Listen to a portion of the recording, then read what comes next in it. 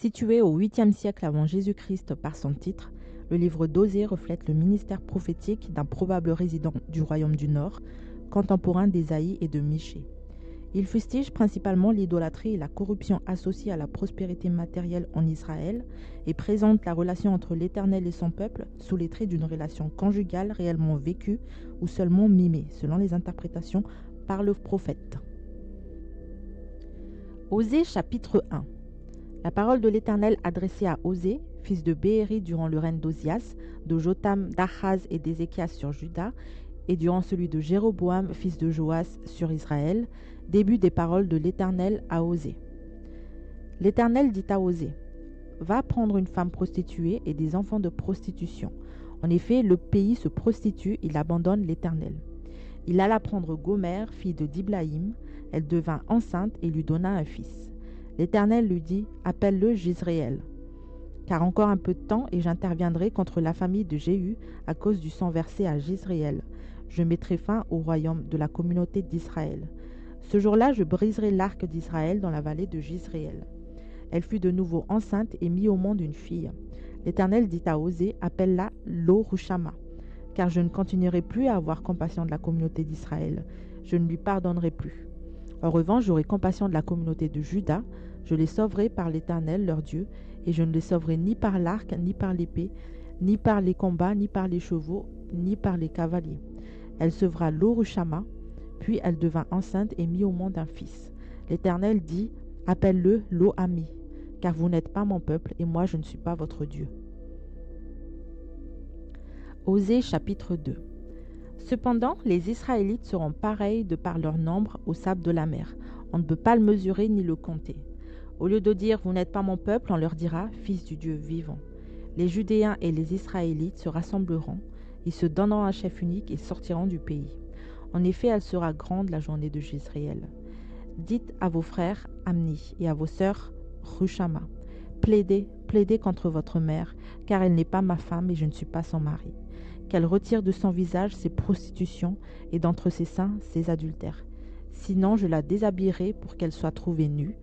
Je la rendrai pareille au jour de sa naissance. Je la transformerai en désert. Je la changerai en une terre aride et je la ferai mourir de soif. Je n'aurai pas compassion de ces enfants, car ce sont des enfants de prostitution. Leur mère s'est prostituée, celle qui les a conçus s'est déshonorée. En effet, elle a dit, « Je veux suivre mes amants, ceux qui me donnent mon pain et mon eau, ma laine et mon lin, mon huile et ma boisson. Voilà pourquoi je vais fermer son chemin avec des ronces et y construire un mur afin qu'elle ne trouve plus ses sentiers. Elle aura beau poursuivre ses amants, elle ne les rejoindra pas. Elle aura beau les chercher, elle ne les trouvera pas. Elle dira alors, je vais retourner vers mon premier mari, car j'étais plus heureuse à ce moment-là que maintenant. » Elle n'a pas reconnu que c'était moi qui lui donnais le blé, le vin nouveau et l'huile, et on l'a consacré au service de Baal, l'argent et l'or que je lui accordais en abondance. C'est pourquoi je reviendrai prendre mon blé à son époque, et mon vin nouveau dans sa saison, et je retirerai ma laine et mon lin, eux qui devaient couvrir sa nudité. Maintenant je découvrirai sa honte aux yeux de ses amants, et personne ne la délivrera de mon pouvoir. Je ferai cesser toute joie, ses fêtes, ses célébrations du début du mois, ses sabbats et toutes ses fêtes solennelles. Je dévasterai ses vignes et ses figuiers, eux dont elle disait, « Voilà le salaire que m'ont donné ses amants. » J'en ferai une forêt et les bêtes sauvages les dévoreront.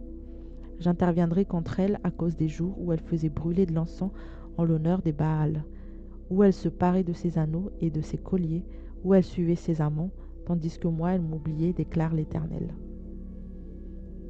C'est pourquoi je veux la séduire et la conduire au désert. Je parlerai à son cœur. Là je lui donnerai ses vignes, je ferai de la vallée d'Accord une porte d'espérance.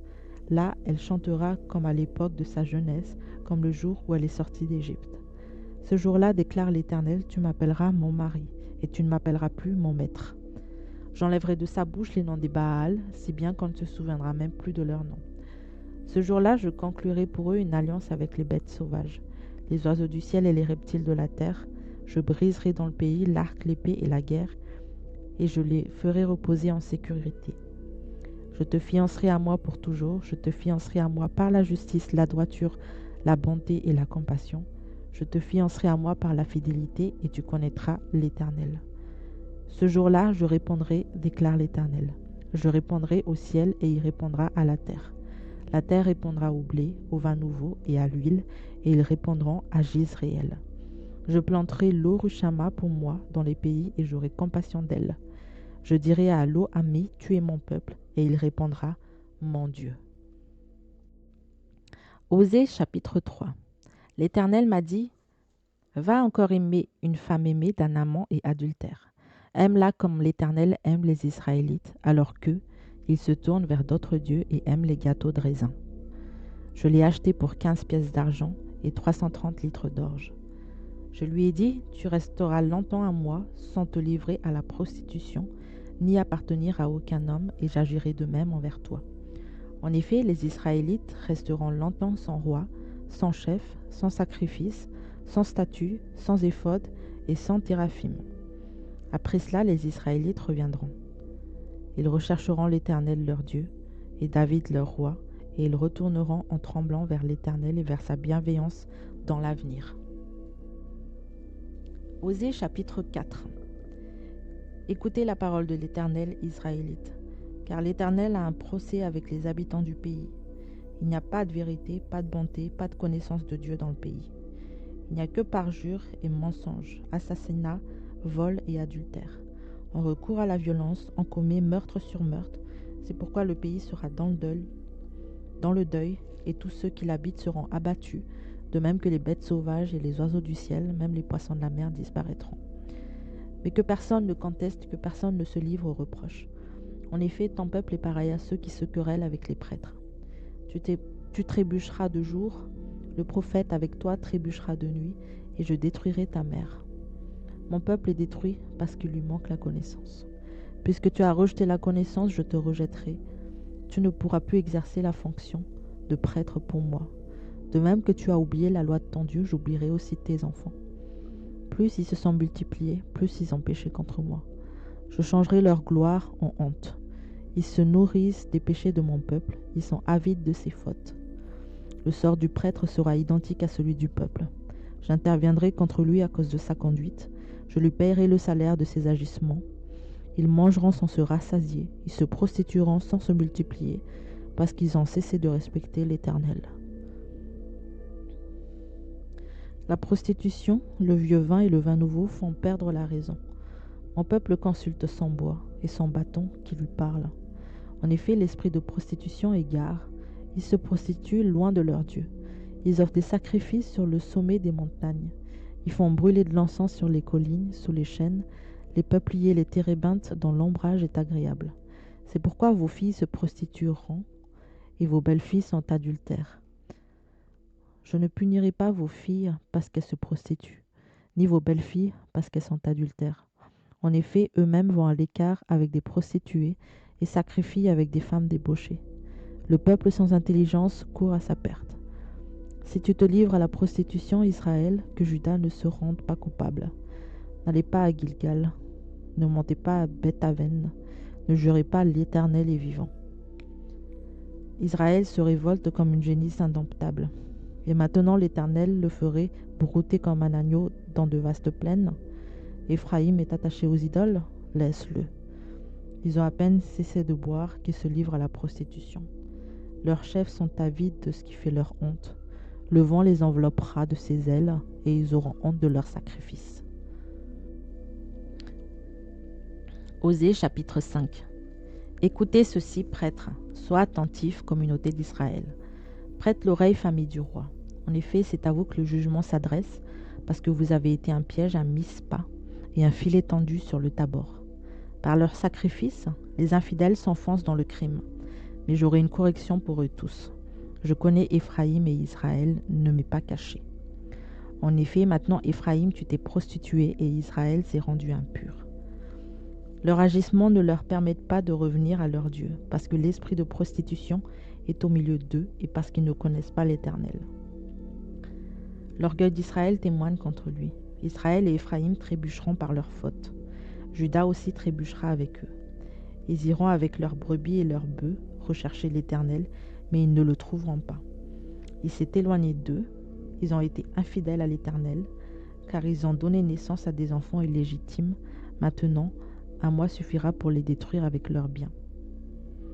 Sonnez de la trompette à Gibéa, sonnez de la trompette à Rama, poussez des cris à Bethaven. Derrière toi, Benjamin, Éphraïm sera dévasté le jour de la punition. J'annonce aux tribus d'Israël une chose certaine. Les chefs de Juda sont pareils à ceux qui déplacent les bornes. Je déverserai ma colère sur eux comme un torrent. Éphraïm est opprimé, brisé par le jugement, car il a suivi les ordres qui lui plaisaient. Je serai comme une teigne pour Éphraïm, comme une carie pour la communauté de Juda. Éphraïm voit son mal et Juda ses plaies. Éphraïm se rend en Assyrie et s'adresse au roi Jareb, mais ce roi ne pourra pas nous guérir ni porter remède à vos plaies. Je serai comme un lion pour Éphraïm, comme un lionceau pour la communauté de Juda. Moi, je déchirerai, puis je m'en irai. J'emporterai ma proie sans personne pour la délivrer. Je m'en irai et je reviendrai à ma place, jusqu'à ce qu'ils avouent coupables et recherchent ma présence, quand ils seront dans la détresse, quand ils auront recours à moi.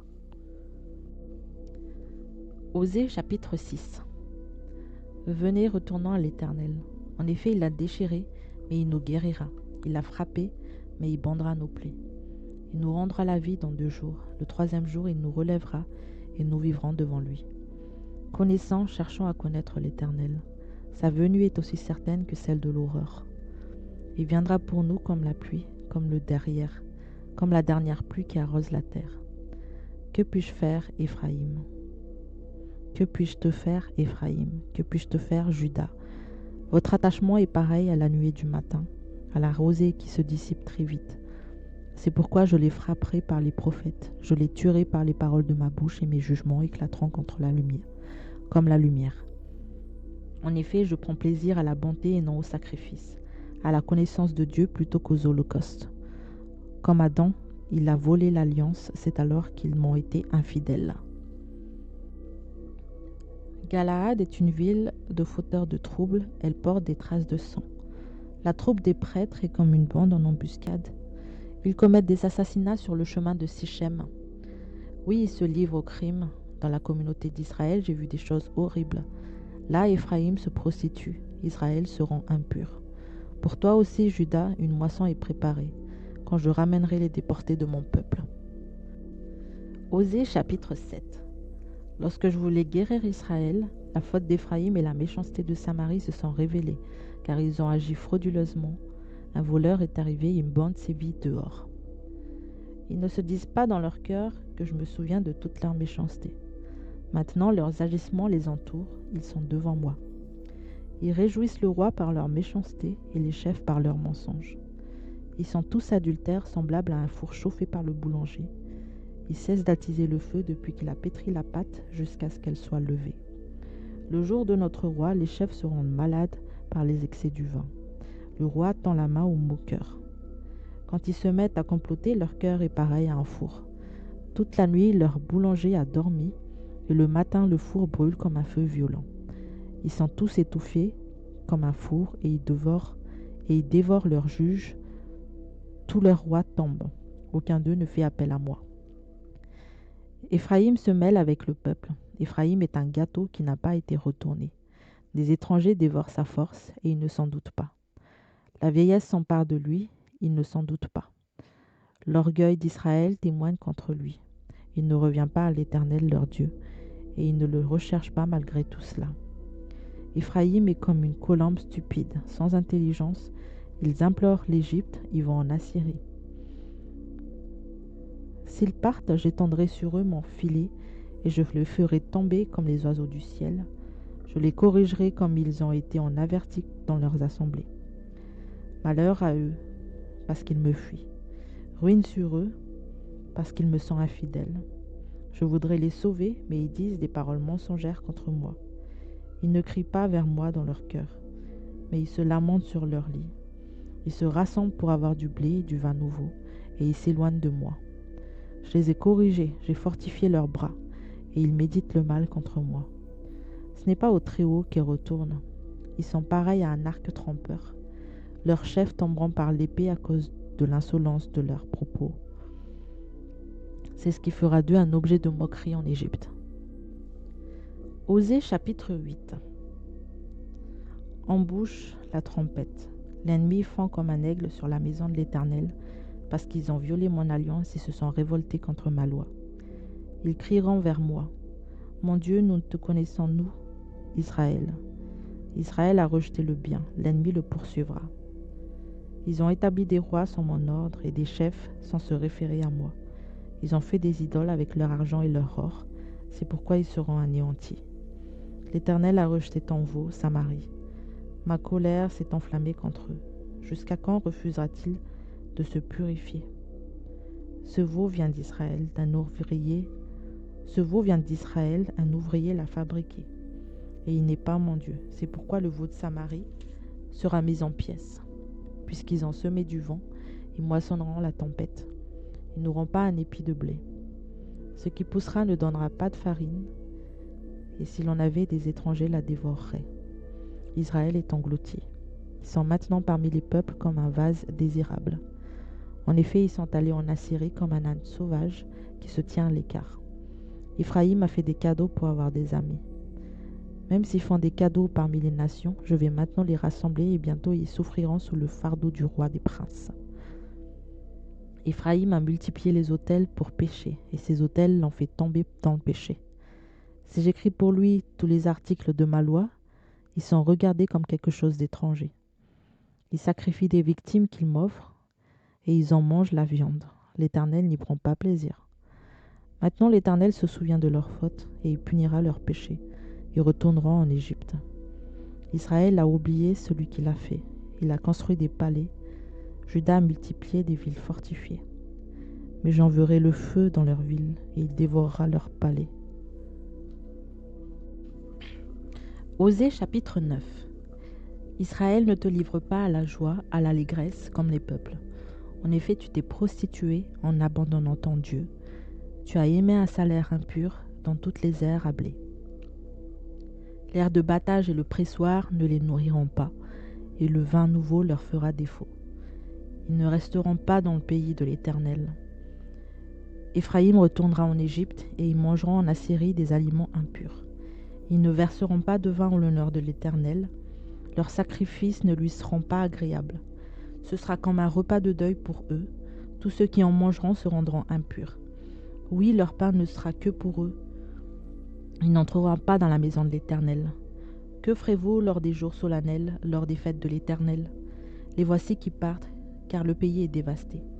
L'Égypte les accueillera, Memphis leur donnera des tombeaux. Ce qu'ils ont de précieux, leur argent, sera pris par les orties et les ronces pousseront dans leurs tentes. Ils arrivent les jours de l'intervention, ils arrivent les jours de la rétribution. Israël va le savoir. Le prophète est fou, l'homme inspiré délire. C'est à cause de la grandeur de tes fautes et de ta haine. Éphraïm est un guetteur contre mon Dieu, un prophète et un filet d'oiseleurs sur toutes ses voies. Il y a de la haine dans la maison de son Dieu. Ils sont plongés dans la corruption comme à l'époque de Gibéa. L'Éternel se souviendra de leurs fautes, il punira leurs péchés. J'ai trouvé Israël comme des raisins dans le désert. J'ai vu vos ancêtres comme les premiers fruits d'un figuier. Mais ils sont allés vers Baal-Péor, ils se sont consacrés à l'infâme idole, et ils sont devenus aussi détestables que l'objet de leur amour. La gloire d'Éphraïm s'envolera comme un oiseau. Plus de naissance, plus de grossesse, plus de conception. S'ils élèvent des enfants, je les priverai avant qu'ils ne soient des hommes, et malheur à eux quand je les abandonnerai. Aussi loin que portent mes regards du côté de Tyr, Éphraïm est planté dans un pâturage, mais Éphraïm conduira ses enfants vers celui qui les tuera. Donne-leur, Éternel, que leur donneras-tu? Donne-leur un ventre qui avorte et des seins desséchés. Toute leur méchanceté s'est montrée à Gilbal. C'est là que je les ai pris en haine. À cause de la méchanceté de leur agissement, je les chasserai de ma maison. Je ne continuerai pas à les aimer. Tous leurs chefs sont des rebelles. Éphraïm est frappé, sa racine est devenue sèche. Ils ne portent plus de fruits et ils sont des enfants. Je ferai mourir ces objets de leur tendresse. Mon Dieu les rejettera parce qu'ils ne l'ont pas écouté, et ils seront errants parmi les nations. Osée chapitre 10. Israël était une vigne fertile, qui produisait beaucoup de fruits. Plus ses fruits étaient abondants, plus il a multiplié les autels, plus son pays était prospère, plus il a embelli les statues. Leur cœur est partagé. Ils vont maintenant en supporter les conséquences. L'Éternel démolira leurs autels, détruira leurs statues. Bientôt ils diront, nous n'avons pas de roi, car nous n'avons pas craint l'Éternel, et le roi, que pourrait-il faire contre nous? Et le roi, que pourrait-il faire contre nous? Ils parlent et ils parlent, ils font de faux serments, ils concluent des alliances. Aussi le jugement poussera comme une plante vénéneuse dans les sillons des champs. Les habitants de Samarie seront consternés au sujet des veaux de Beth-Aven. Le peuple mènera le deuil sur l'idole, et ses prêtres trembleront pour elle, pour sa gloire, qui va disparaître du milieu d'eux. Elle sera transportée en Assyrie pour servir de cadeau au roi Jareb. La honte s'emparera d'Éphraïm, et Israël rougira de ses projets. Sans l'effet de Samarie, de son roi, il est comme de l'écume à la surface de l'eau. Les hauts lieux de Beth-Aven où Israël a péché seront détruits. La ronce et le chardon pousseront sur leurs autels. Ils diront aux montagnes, couvrez-nous, et aux collines, tombez sur nous. Depuis l'époque de Gibéa, tu as séché Israël. Ils en sont restés là, et la guerre contre les méchants ne les atteindra pas à Gibéa. Je les corrigerai à mon gré, et des peuples se ligueront contre eux. Quand on les enchaînera pour leur double faute, Éphraïm est une génisse dressée qui aime fouler le grain, et je mettrai une barre sur son beau cou. J'attelerai Éphraïm, Juda labourera, Jacob hercera. Semez pour la justice, moissonnez pour la bonté. Défrichez-vous un champ nouveau. C'est le moment de rechercher l'Éternel, jusqu'à ce qu'il vienne et déverser pour vous la justice. Vous avez cultivé le mal, moissonné le péché, mangé le fruit du mensonge. En effet, tu as eu confiance dans ta voix, dans le nombre de tes vaillants hommes. Un tapage s'élèvera parmi ton peuple, et toutes tes forteresses seront détruites comme Beth-Arbel a été détruite par Chalman le jour du combat, quand la mer a été écrasée avec les enfants. Voilà ce qui vous attirera, Bethel, à cause de votre extrême méchanceté. À l'aurore, c'en est du roi d'Israël. Osée chapitre 11.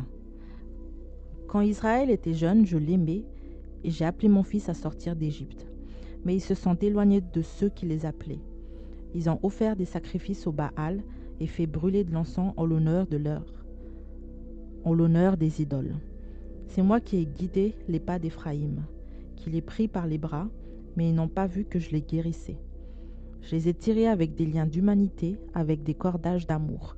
J'ai été pour eux pareil à celui qui soulève la pièce d'attelage pesant sur la bouche, et je leur ai présenté de la nourriture. Ils ne retourneront pas en Égypte, mais l'Assyrien sera leur roi, parce qu'ils ont refusé de revenir à moi. L'épée fondra sur leur ville, exterminera, détruira leur soutien à cause des projets qu'ils ont eus. Mon peuple est enclin à s'éloigner de moi. On les rappelle vers le Très-Haut, mais aucun d'eux ne se lève. Comment te traiterai-je, Éphraïm? Faut-il que je te livre à l'ennemi, Israël? Dois-je te traiter comme Adma, te rendre semblable à Tseboïm? Je suis tout bouleversé, je suis rempli de compassion. Je n'agirai pas en fonction de l'ardeur de ma colère. Je renonce à détruire Éphraïm, car je suis Dieu, et non pas un homme. Je suis saint au milieu de toi, je ne viendrai pas avec colère. Ils suivront l'Éternel, qui rugira comme un lion, car il rugira, et des enfants accourront de la mer. Ils accourront de l'Égypte pareil à un oiseau, et de l'Assyrie pareil à une colombe, et je les ferai habiter dans leurs maisons, déclare l'Éternel. Osée chapitre 12. Éphraïm m'entoure de mensonges, et la communauté d'Israël de tromperies. Juda est encore sans frein vis-à-vis de Dieu, vis-à-vis du Saint fidèle. Éphraïm se nourrit de vent et poursuit le vent d'Est. Chaque jour, il multiplie le mensonge et la violence. Il fait alliance avec l'Assyrie et emporte de l'huile en Égypte. L'Éternel est aussi en procès avec Juda, et il interviendra contre Jacob en fonction de sa conduite. Il lui paiera un salaire conforme à ses agissements. Dans le ventre maternel, Jacob a attrapé son frère par le talon, et devenu homme, il a lutté avec Dieu. Il a lutté avec l'ange et il a été vainqueur. Il a pleuré et lui a adressé des supplications. Jacob l'avait trouvé à Béthel et c'est là que Dieu nous a parlé. L'Éternel est le Dieu de l'univers, son nom est l'Éternel. Et toi, reviens ton Dieu. Garde la bonté et la justice et espère toujours en ton Dieu. Éphraïm est un marchand qui a dans sa main des balances fausses. Il aime tromper. Il dit, en vérité, je me suis enrichi, j'ai acquis de la fortune. Mais c'est entièrement le produit de mon travail. On ne trouvera chez moi aucune faute, rien qui soit péché. Et moi, je suis l'Éternel ton Dieu. Depuis l'Égypte, je te ferai encore habiter sous des tentes comme les jours de fête. J'ai parlé aux prophètes, j'ai multiplié les visions, et par les prophètes, j'ai proposé des paraboles. Si Galaad n'est que trouble, ils seront certainement réduits à rien. Ils sacrifient des bœufs à Gilgal. Même leur autel se rend comme des tas de ruines sur les sillons des champs. Jacob s'est enfui au pays d'Aram. Israël a servi pour une femme, et pour une femme, il a gardé les troupeaux. Par un prophète, l'Éternel a fait sortir Israël d'Égypte, et par un prophète, Israël a été gardé. Éphraïm a amèrement irrité l'Éternel, son Seigneur rejettera sur lui tout le sang qu'il a versé. Il fera retomber sur lui sans mépris. Osée chapitre 13. Lorsqu'Éphraïm parlait, c'était une terreur. Il était puissant en Israël, mais il s'est rendu coupable en adorant Baal et il est mort. Maintenant, ils continuent à pécher. Ils se font avec l'argent des idoles en métal fondu, des idoles de leur invention. Toutes sont l'œuvre des artisans. On dit à leur sujet, ceux qui offrent des sacrifices rendent hommage à des veaux. Voilà pourquoi ils sont pareils à la nuée du matin, à la rosée qui se dissipe très vite, et à des brins de paille emportés par le vent hors de l'air de battage, à la fumée qui sort d'une fenêtre. Moi, je suis l'Éternel ton Dieu depuis l'Égypte. Tu ne connaîtras pas d'autre Dieu que moi, et il n'y a pas d'autre sauveur que moi. Je t'ai connu dans le désert, dans une terre aride. Ils se sont rassasiés dans leur pâturage, ils se sont rassasiés et leur cœur est devenu orgueilleux. Voilà pourquoi ils m'ont oublié. Je serai pour eux pareil à un lion, à une panthère. Je les épierai sur la route, je les attaquerai comme une ours, à qui l'on a enlevé ses petits, et je déchirerai l'enveloppe de leur cœur. Je les dévorerai comme une lionne, les bêtes sauvages les mettront en pièces. Ce qui cause ta ruine, Israël, c'est que tu as été contre moi, contre celui qui pouvait te secourir. Où donc est ton roi, qu'il te livre dans toutes tes villes? Où sont tes juges, ceux auxquels tu disais, donne-moi un roi et des princes? Je t'ai donné un roi dans ma colère, je le reprendrai dans ma fureur. La faute d'Éphraïm est gardée, son péché est mis en réserve. Les douleurs de celle qui accouche viendront pour lui, mais c'est un enfant stupide qui, le moment voulu, refuse de sortir du ventre maternel. Je les libérerai du pouvoir du séjour des morts, je les rachèterai de la mort. Mort, où est ton fléau? Séjour des morts, où est ton pouvoir de destruction? Le regret se cache à mes regards. Éphraïm a beau prospérer au milieu de ses frères, le vent d'Est viendra, le vent de l'Éternel se lèvera du désert, mettra ses sources à sec et fera cesser de couler ses fontaines. On pillera le trésor de tous les objets précieux. Osée chapitre 14. Samarie sera punie parce qu'elle s'est révoltée contre son Dieu. Il tombera par leur épée. Leurs petits enfants seront écrasés et l'on fondra le ventre de leurs femmes enceintes. Israël revient à l'Éternel ton Dieu. En effet, tu as trébuché par ta faute. Apportez avec vous des paroles et revenez à l'Éternel. Dites-lui, pardonne nos fautes et fais-nous bon accueil. Nous t'offrirons au lieu de taureau l'hommage de nos lèvres. L'Assyrien nous sauvera pas. Nous ne monterons pas sur des chevaux et nous ne dirons plus à l'œuvre de nos mains notre Dieu, car c'est auprès de toi que l'orphelin trouve compassion. Je réparerai leur infidélité. J'aurai pour eux un amour sincère, car ma colère s'est détournée d'eux. Je serai comme la rosée pour Israël, il fleurira comme le lys, et il poussera des racines comme les cèdres du Liban. Ses rameaux s'étendront, il aura la splendeur de l'olivier et les parfums du Liban. Ils reviendront s'asseoir sous son ombre, ils redonneront la vie au blé, et ils fleuriront comme la vigne. Ils auront la réputation du vin du Liban. Éphraïm, qu'ai-je encore à faire avec les idoles? Je lui répondrai, je veillerai sur lui, je serai pour lui comme un cyprès verdoyant. C'est de moi que tu recevras ton fruit. Qui est sage qu'il comprenne ces choses? Que celui qui est intelligent les connaisse. En effet, les voies de l'Éternel sont droites. Les justes y marcheront, mais les rebelles y trébucheront.